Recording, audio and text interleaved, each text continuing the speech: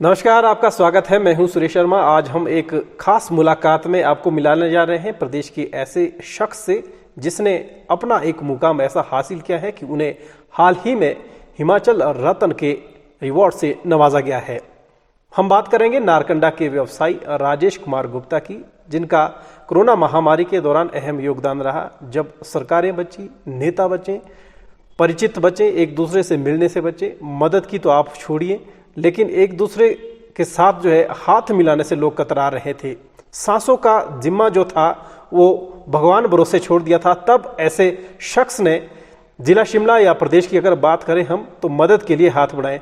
राजेश जी, आपका बहुत बहुत स्वागत है। नमस्कार जी। राजेश जी, आपके बारे में हमने जितना जाना है अभी तक, एक छोटी सी शुरुआत से आज आपने इतना बड़ा मुकाम हासिल कर दिया है कि जिला शिमला नहीं पूरे प्रदेश में लोग जानना चाहते हैं कि ये राजेश कुमार गुप्ता कौन है। और ख़ासकर अब अगर हम बात करें जिला शिमला की ठियोग कुमारसन की, तो यहाँ पर हर पंचायत में, हर घर में राजेश कुमार गुप्ता का मास्क पहुँचा, सैनिटाइज़र पहुँचा।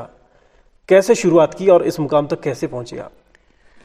देखिए, बचपन नारकंडा में जैसे हम लोग यहाँ पे पढ़ते थे, उसी बीच व्यापार भी हमारा साथ साथ चलता था। तो जब व्यापार और पढ़ाई साथ साथ चली तो रुझान हमारा व्यापार की तरफ ज़्यादा रहा, तो इसलिए पढ़ाई भी ज़्यादा फोकस नहीं कर पाए, तो व्यापार में बहुत इंटरेस्ट आता था। तो जैसे जैसे हम बड़े होते गए, व्यापार साथ साथ चलता रहा और एक समय ऐसा आया कि लगा क्यों ना हम भी जैसे लोग और बिजनेस बड़े मैन हैं जो करते हैं काम, तो उनकी तरह हम भी क्यों ना बड़ा बिजनेस करें कुछ। तो उसी सिलसिले में हमने बाहर का रुख किया प्रदेश से, और प्रदेश से बाहर गए तो व्यापार हमने किया और व्यापार में सक्सेस भी हुए। आज हमारा व्यापार गुजरात, उत्तर प्रदेश, दिल्ली और हिमाचल सब जगह अच्छे से चल रहा है। और भी हम लोगों ने नए कोई वेंचर चालू करने के सोचे हैं जो आने वाले समय में हमको और भी सहयोग कर रहे हैं व्यापार को बढ़ाने के लिए। कोरोना महामारी का जो दौर रहा, 2 साल तक लगभग अर्थव्यवस्था पूरी ठप हो गई थी, जनजीवन अस्त व्यस्त हो गया था और लोग सोच रहे थे कि अगर हमने जीवित रहना है तो कैसे हम जीवित रहें। पूरे विश्व में एक ऐसा खौफ छा गया था कि लोग घर से बाहर निकलने से कतरा रहे थे। उस समय क्या लग रहा था और आपने जो मदद की वो काबिले तारीफ थी, लेकिन क्या सोच के आप आए थे लोगों की मदद के लिए? देखिए, सोच कुछ नहीं होती है। समाज सेवा जैसे हम पहले भी कर रहे थे, लोगों के बीच में पहले भी जुड़े थे, तो सोशल मीडिया के द्वारा ये पता लगा कि मास्क मार्केट में है ही नहीं, और मास्क ही एक ऐसी चीज़ थी लोगों को जो एक दूसरे से बचाव कर रही थी बीमारी में। तो जब मालूम पड़ा कि मास्क नहीं है तो हम लोगों ने मास्क का इंतज़ाम किया, मास्क को गाड़ी से ठेक तक लाए और हर पंचायत के प्रधान के द्वारा हमने उसको एक एक लोगों तक पहुंचाने की जिम्मेवारी ली, जिसमें ठेक और कुमारसैन की जितनी भी पंचायतें हैं, दोनों ब्लॉक की, हर पंचायत के प्रधान ने हमारा इसमें सहयोग किया। घर घर तक मास्क पहुँचे, ये मुझे खुशी है कि लोगों ने साथ दिया और लोग निकले घर से बाहर, जिससे लोग इसमें बीमारी में जो भी उनको इसमें सहयोग मिला हो, लेकिन कॉन्फिडेंस इसमें बढ़ा था कि हाँ, हमारे पास मास्क है और हम कोरोना की लड़ाई लड़ सकते हैं। कोरोना की लड़ाई लड़ सकते हैं। अभी अगर हाल ही के समय हम देखें, जो आपने 2 साल तक लोगों की सेवा की, अभी जब कोरोना महामारी के बाद जब कुछ राहत मिली है, मेले शुरू हुए हैं, त्यौहार शुरू हुए हैं, तो कहीं ना कहीं आपकी सक्रियता भी बढ़ी है और लोगों की जो आपने सेवा की, लोग भी आपको सम्मानित करना चाह रहे हैं। और साथ ही साथ अगर हम बात करें, हिमाचल प्रदेश में 2022 के विधानसभा चुनाव भी आने वाले हैं और सुबह ये भी है कि क्यों ना राजेश कुमार गुप्ता ठेक कुमारसन विधानसभा क्षेत्र से लोगों का प्रतिनिधित्व करें। इस बारे में आप कुछ सोच रहे हैं? देखिए, जनसभाओं की बात है तो जनसभा एक बड़े पैमाने पे होता है मेले के रूप में। लोग, हम पहले भी लोगों के बीच जाते थे, तो मीडिया का उस टाइम इतना रोल नहीं था, काम पहले भी कर रहे थे, लेकिन अभी मीडिया इतना एक्टिव हो गया है और मीडिया के लोग किसी भी बात को, अच्छी चीज़ों को वो सामने लेके आते हैं। और अच्छी बात है, जब कोई चीज़ सामने आती है तो लोग भी दूसरे उत्साहित होकर के उस तरह का काम करना चाहते हैं। तो हम तो चाहते हैं कि और लोग भी समाज सेवा में आएँ। और जो बात रही चुनाव और जनसभा को जो आप एक दूसरे से जोड़ रहे हैं, तो लोगों की भावनाएं बहुत होती हैं कि जैसे आपने बोला कि लोग चाहते हैं कि राजेश कुमार गुप्ता भी चुनाव में हिस्सा ले, तो चुनाव में हिस्सा लेना, देखिए लोगों का अगर लोग कहेंगे और लोगों का विचार होगा, लोगों के बीच जाएंगे, अगर वो कहते हैं कि हाँ जी चुनाव आपको लड़ना है, तो उसमें लोगों से बातचीत करके आगे बढ़ेंगे। और मैं तो ये कहता हूँ कि समाज सेवा अगर करनी है तो अगर इस तरह का हम चुन के आते हैं या चुनाव लड़ते हैं, तो हमको लगता है हम समाज सेवा और बहुत ही अच्छे तरीके से लोगों को जो भी सरकारी योजनाओं का फ़ायदा है और जो हम खुद अपनी तरफ से भी करेंगे, बड़े अच्छे पैमाने पे कर सकते हैं, जिससे मैं समझता हूँ कि मुझसे लोगों को फ़ायदा ही होगा। फायदा ही होगा। आप चुनाव ना लड़े या ना लड़े, इससे कोई मतलब नहीं है। आपका जो समाज सेवा के प्रति जो जज्बा है वो देखने लायक है, लेकिन अगर लोग चाहते हैं। लेकिन फिर अगर हम साथ में देखें, अभी विधानसभा चुनाव जब नज़दीक आने वाले हैं, ठियोग कुमारसंद जो विधानसभा क्षेत्र रहा है, यहाँ पर बड़े बड़े दिग्गज जो है वो रहे हैं, तो चुनौती कहीं ना कहीं बड़ी है। क्या समझ रहे हैं किसी से पार्टी से मुकाबला होना है आपका, किसी व्यक्ति विशेष से मुकाबला? क्या इस कुछ चुनौती भी लग रही है कि अगर चुनाव में लोगों ने बोल दिया आपको चुनाव में उतरना है, तो किसको आप चुनौती मान रहे हैं इस समय? देखिए, कोई दिग्गज नहीं होता और ना ही कोई बड़ा होता है। चुनाव में जिसको भी लोग चुनकर लाते हैं वही दिग्गज हो जाता है।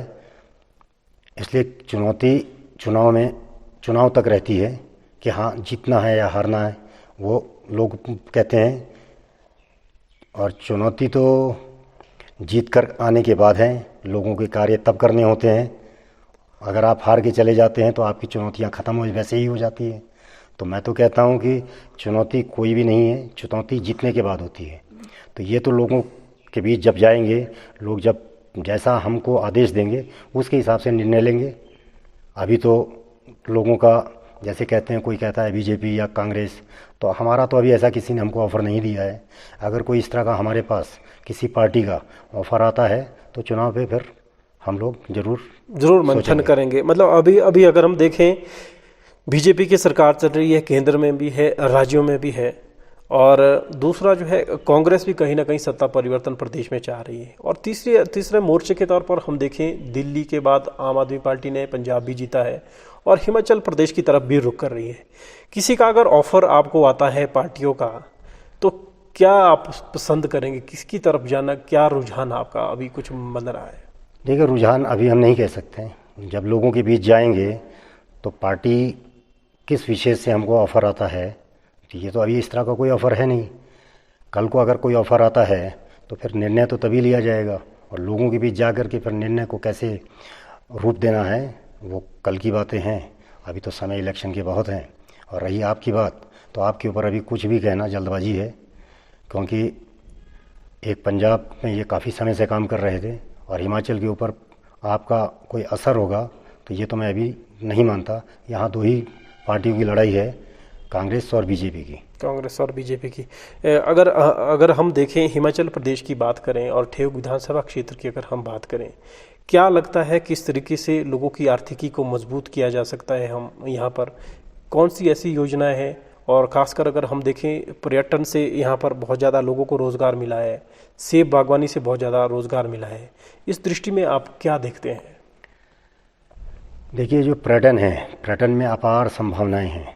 सरकार भी पर्यटन के ऊपर कुछ ना कुछ कर ही रही है। उन्होंने जैसे हाटू रोपवे भी अनाउंस किया है, तो यहाँ के अगर रोपवे लगता है तो यहाँ के लोगों को उससे बहुत फ़ायदा होगा, रोज़गार बढ़ेंगे, स्वयं के रोज़गार बहुत होंगे। जब टूरिस्ट आता है तो होम स्टे भी चलेंगे, दुकानें भी चलेंगी, लोग रोज़गार के लिए उनको बाहर नहीं जाना पड़ेगा।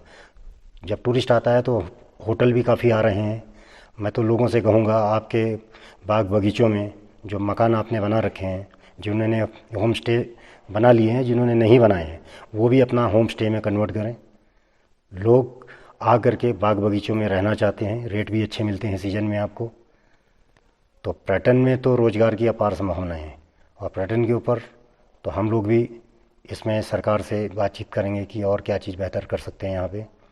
और फिर रही सेब के आर्थिकी की बात, तो सेब की आर्थिकी के लिए मैं कोटगढ़ के स्टोक्स फैमिली को एक धन्यवाद दूंगा कि आज हमारा हिमाचल इसमें इतना समृद्ध है, लोग इतना समृद्ध हुए हैं कि आज घर घर जो है सेब के ऊपर डिपेंड है। जो सेब का लोगों ने सोचा नहीं था। आज से 20 साल पहले सेब के ऊपर इतनी बात नहीं होती थी, लेकिन अब लोग जागरूक हो गए हैं। जो सोशल मीडिया के थ्रू यूट्यूब में जा कर के समझते हैं, उसको उसके हिसाब से फिर अपनी पैदावार पेड़ को लगा करके जो लोग पैदावार ले रहे हैं उसमें अच्छी उनको कीमत भी मिल रही है। तो मैं लोगों से यही कहूँगा कि आप भेड़ चाल मत करिए। आपके क्षेत्र में आपके मौसम के हिसाब से या हाइट के हिसाब से जो पेड़ आपको सूटेबल हो उसी पेड़ों को लगाएं।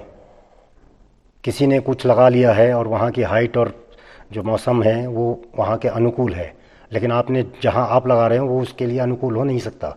तो आप पहले सोचें समझें, फिर नई वैरायटियों को आप लगाएं। और नई वैरायटियों में जो चीज़ें हैं, पेड़ बहुत अच्छे हैं, फल भी बहुत अच्छे आ रहे हैं, उनकी कीमतें भी बहुत अच्छी आ रही हैं। तो सेब के अलावा जो आप पलम है, आड़ू है, खुमानी है, तो इनके भी रेट बहुत अच्छे आ रहे हैं। आपने अभी देखा होगा जो मंडी खुली है, नाशपाती के रेट बहुत अच्छे मिल रहे हैं। पलम अगर आपका विदेशी क्वालिटी का यहाँ पे जो अब होना शुरू हो गया है, उसमें रेट बहुत अच्छे मिल रहे हैं। तो आप जो फसलों के ऊपर है, तो फसलों में तो मेरे को नहीं लगता कि लोगों को कुछ कहने की ज़रूरत है। हाँ, लोगों से एक गुजारिश है कि लोग कीटनाशक का उपयोग कम से कम करें, ऑर्गेनिक खेती पे जाएं। ऑर्गेनिक खेती से जो भी फल हैं उनकी डिमांड बहुत ज़्यादा है और रेट भी बहुत अच्छे हैं। तो आने वाले समय में हम तो यही समझते हैं कि अभी जो सेब की आर्थिकी और मजबूत होगी और लोग इससे और संपन्न होंगे। और संपन्न हो गए। गुप्ता जी, आपने इतने सारे विषय भी जोड़े, राजनीति से लेकर भी आपने बातचीत की है। चुनाव लड़ते हैं या नहीं लड़ते हैं, आने वाले समय में ठियोग कुमारसैन विधानसभा क्षेत्र में आपका क्या अहम योगदान रहने वाला है, और क्या आप व्यापार को लेकर अभी क्या सोच रहे हैं कि कैसे आपकी सहभागिता भी लोगों के बीच में हो, जनसेवा भी चलती रहे? देखिए, ठियोग और विधान जो सभा क्षेत्र है ये, तो इसमें हम पहले भी लगे थे और ये हमारा जो कार्य है ये चलता रहेगा। और इसमें हमने और भी बहुत सी चीज़ें सोची हैं, जिसमें जल संचय के ऊपर भी हम लोग काम करने वाले हैं। हमने अभी जो बड़े में कहा भी लोगों से कि आप जल संचय पे थोड़ा ध्यान दें, क्योंकि जो खेती है बिना जल के संभव नहीं है। सरकार आपको पीने का पानी तो दे सकती है, लेकिन खेती के लिए आपको पानी अपने आप इंतजाम करने होंगे। और बाकी जो हमारी आने वाले समय के कार्य हैं या व्यापार का आपने जो पूछा, तो यहाँ पे हम नारगंडा में एक 5 स्टार होटल जो हमारा बन के तैयार है और जल्द ही वो खुल जाएगा। और इसी तरह का एक होटल हमारा ठियोग क्षेत्र में आने वाला है 5 स्टार। और एक ठियोग में ही हम लोगों ने जगह परचेज कर ली है और इंटरनेशनल स्कूल हम लोग उस पर काम कर रहे हैं। जैसे ही हमारे पास लैंड का कार्य पूरा होगा, नक्शे बन जाते हैं, उस पर हमारा कंस्ट्रक्शन चालू हो जाएगा, तो लोगों को मालूम होगा कि हम जो स्कूल लेके आ रहे हैं वो इंटरनेशनल लेवल का है। इससे लोगों में रोज़गार भी बढ़ेंगे। यहाँ के जैसे होटल हमने खोला है तो होटल में रोज़गार मिलेगा, स्कूल खोलेंगे तो स्कूल में रोज़गार मिलेगा। तो इसके साथ में जब होटल में कोई आदमी रुकता है तो दुकानें भी चलती हैं, टूरिस्ट के लिए गाइड भी चाहिए, टैक्सी भी चाहिए। तो व्यापार के साथ साथ जो हम करेंगे उससे हमको लगता है कि लोकल लोगों को रोज़गार भी उसके द्वारा और बहुत से मिलेंगे। तो ये थे राजेश कुमार गुप्ता जी, जिन्होंने बेबाकी से अपनी राय रखी है। क्या सोच है इनकी समाज के प्रति, राजनीति के प्रति, और इन्होंने साफ तौर पर कहा है कि 2022 के विधानसभा चुनाव में अगर लोगों का रुझान इनकी तरफ रहा, लोगों ने बोला कि समाज सेवा का ये जो दौर है वो जारी रहना चाहिए, तो उन्होंने कहा कि वो बिल्कुल तैयार है और वैसे भी ये समाज सेवा करते ही हैं। और अगर लोग चाहें, प्रतिनिधित्व उन्हें मिलता है, वो चाहे किसी भी पार्टी से हो, तो बिल्कुल तैयार है। और कैसे उनका जो एक परिदृश्य है आने वाले समय में, पर्यटन से है, बागवानी से है, चाहे रोजगार से है, इन्होंने साफ तौर पर बेबाकी से अपनी राय रही है। तो इस खास मुलाकात में इतना ही। आने वाले समय में क्या कुछ होगा उसको लेकर भी हम फिर से आपके बीच में आते रहेंगे। आप हमारे साथ जुड़े, आपका बहुत बहुत धन्यवाद। नमस्कार।